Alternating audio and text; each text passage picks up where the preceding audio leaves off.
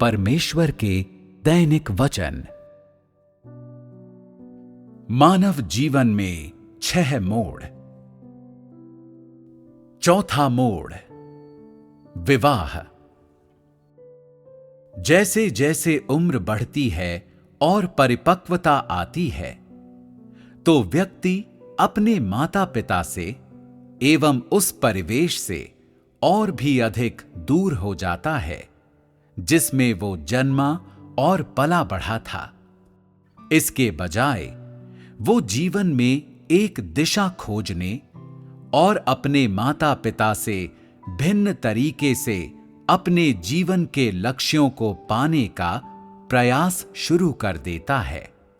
इस दौरान उसे अपने माता पिता की आवश्यकता नहीं रहती, बल्कि एक साथी की आवश्यकता होती है जिसके साथ वो अपना जीवन बिता सके, यानी कि एक जीवन साथी, एक ऐसा व्यक्ति जिसके साथ उसका भाग्य घनिष्ठता से जुड़ा हुआ होता है। इस तरह आत्मनिर्भर बनने के बाद उसके जीवन की पहली बड़ी घटना विवाह होती है। ये एक चौथा मोड़ है जिससे उसे गुजरना होता है। 1. विवाह व्यक्तिगत पसंद से नहीं होता। किसी भी व्यक्ति के जीवन में विवाह एक महत्वपूर्ण घटना होती है। ये वो समय होता है जब कोई विभिन्न प्रकार के उत्तरदायित्वों को वहन करना और धीरे धीरे विभिन्न प्रकार के ध्येयों को पूरा करना आरंभ करता है। स्वयं अनुभव करने से पहले लोगों के मन में विवाह के बारे में बहुत से भ्रम होते हैं, और ये सभी भ्रम बहुत ही खूबसूरत होते हैं। महिलाएं कल्पना करती हैं कि उनका होने वाला पति सुंदर राजकुमार होगा, और पुरुष कल्पना करते हैं कि वे स्नो वाइट से विवाह करेंगे। इन कल्पनाओं से पता चलता है कि विवाह को लेकर प्रत्येक व्यक्ति की कुछ निश्चित अपेक्षाएं होती हैं। उनकी स्वयं की मांगें और मानक होते हैं। यद्यपि इस बुराई से भरे युग में लोगों के पास विवाह के बारे में विकृत संदेशों की भरमार हो जाती है, जो और भी अधिक अतिरिक्त अपेक्षाओं को जन्म देते हैं और लोगों को तमाम तरह के बोझ एवं अजीब सी सोच से लाद देते हैं। जिसने विवाह किया है वो जानता है कि कोई इसे किसी भी तरह से क्यों ना समझे, उसका दृष्टिकोण इसके प्रति कुछ भी क्यों ना हो, विवाह व्यक्तिगत पसंद का मामला नहीं है।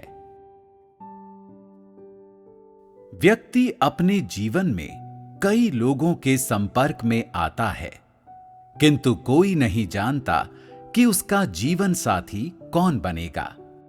हालांकि विवाह के बारे में प्रत्येक की अपनी सोच और अपने व्यक्तिगत उद्देश्य होते हैं, फिर भी कोई पूर्वानुमान नहीं लगा सकता कि अंततः कौन उसका सच्चा जीवन साथी बनेगा।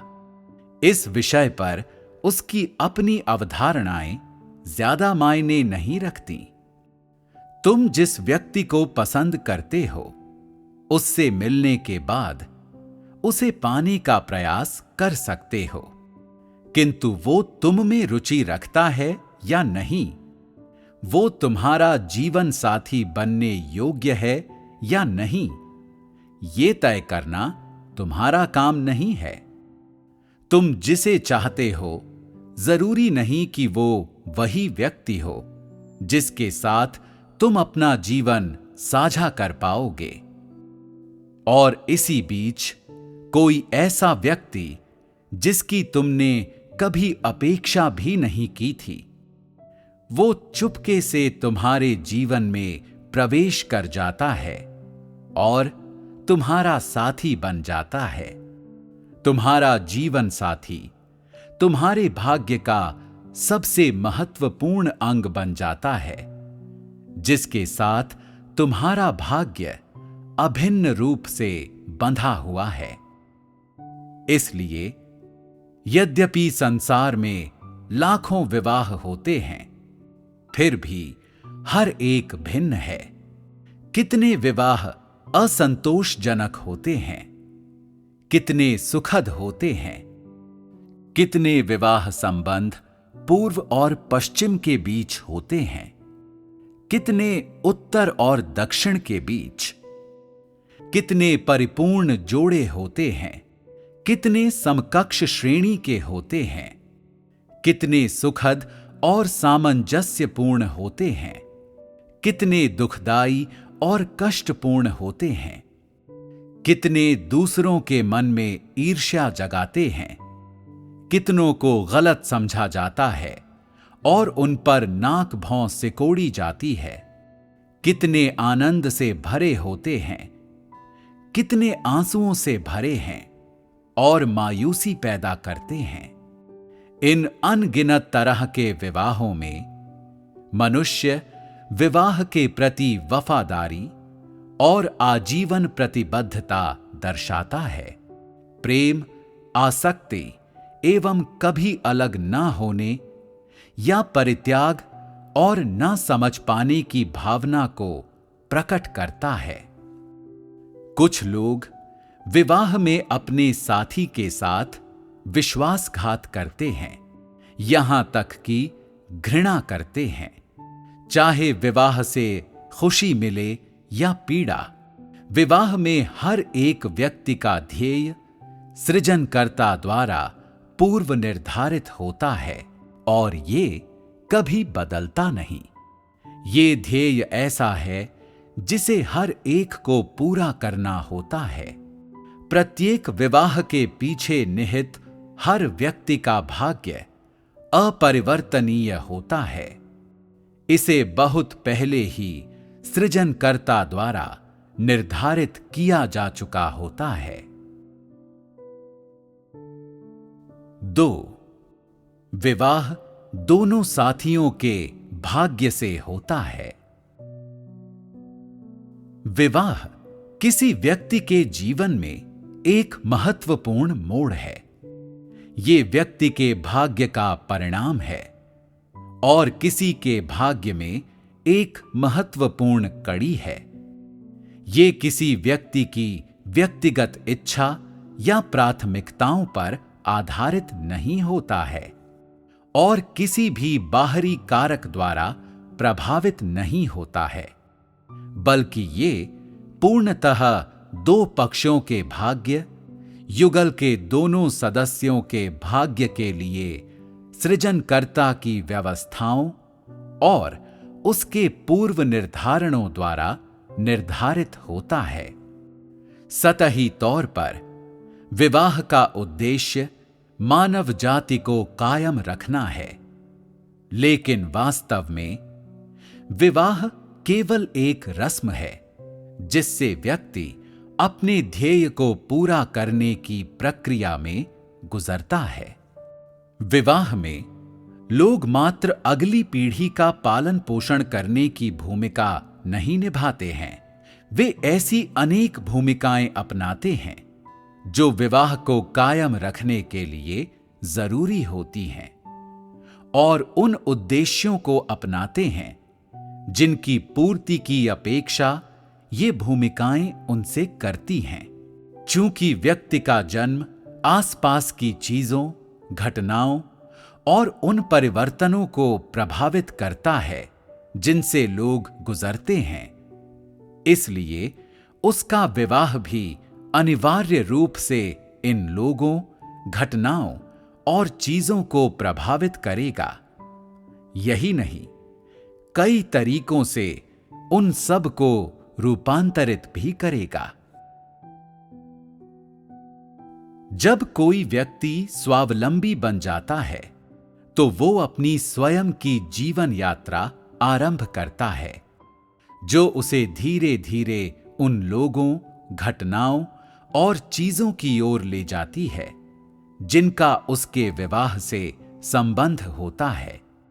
साथ ही वो दूसरा व्यक्ति जो उस विवाह में होगा धीरे धीरे उन्हीं लोगों, घटनाओं एवं चीजों की ओर आ रहा होता है। सृजनकर्ता की संप्रभुता के अधीन दो असंबंधित लोग जिनके भाग्य जुड़े हैं धीरे धीरे एक विवाह में प्रवेश करते हैं और चमत्कारपूर्ण ढंग से एक परिवार बन जाते हैं। एक ही रस्सी पर लटकी हुई दो टिड्डियां। इसलिए जब कोई विवाह करता है तो उसकी जीवन यात्रा उसके जीवन साथी को प्रभावित करेगी और उसी तरह उसके साथी की जीवन यात्रा भी जीवन में उसके भाग्य को प्रभावित और स्पर्श करेगी। दूसरे शब्दों में, मनुष्यों के भाग्य परस्पर एक दूसरे से जुड़े हुए हैं और कोई भी दूसरों से पूरी तरह से अलग होकर जीवन में अपना ध्येय पूरा नहीं कर सकता है या अपनी भूमिका नहीं निभा सकता है। व्यक्ति का जन्म संबंधों की एक बड़ी श्रृंखला पर प्रभाव डालता है। बड़े होने की प्रक्रिया में भी संबंधों की एक जटिल श्रृंखला शामिल होती है और उसी प्रकार विवाह अनिवार्य रूप से मानवीय संबंधों के एक विशाल और जटिल जाल के बीच विद्यमान होता आता है और इसी में कायम रहता है। विवाह में उस जाल का प्रत्येक सदस्य शामिल होता है और ये हर उस व्यक्ति के भाग्य को प्रभावित करता है जो उसका भाग है। विवाह दोनों सदस्यों के परिवारों का, उन परिस्थितियों का जिनमें वे बड़े हुए थे, उनके रंग रूप, उनकी आयु, उनके गुणों, उनकी प्रतिभाओं या अन्य कारकों का परिणाम नहीं है, बल्कि ये साझा ध्येय और संबंधित भाग्य से उत्पन्न होता है। ये विवाह का मूल है, सृजनकर्ता द्वारा आयोजित और व्यवस्थित मनुष्य के भाग्य का एक परिणाम है।